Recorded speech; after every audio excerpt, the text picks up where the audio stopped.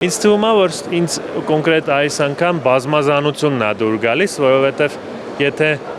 օրինակ մի քանի տարի առաջ մեծ մասամբ մենակ դրոններ կտեսնենք, հիմա տեսնում ենք, որ ահագին ուրիշ ուղղություններով էլ զարգացում կա, թվային կառավարման համակարգեր, բանակի ծանր տեխնիկա, որոշ տեսակների արդեն սկսել են հրետանային տեխնիկա, դա չկար մի քանի տարի առաջ ու ես կասեի, որ քիչ մարդ էր մտածում, որ արժի կամ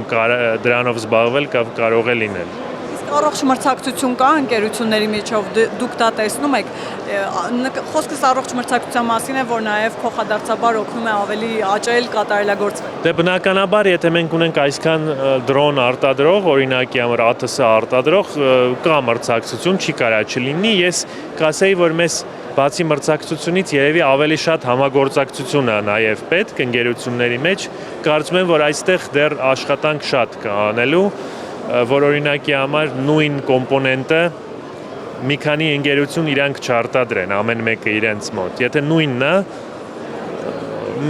մեկը դա արտադրի, մնացածը օգտագործեն եւ հակառակ,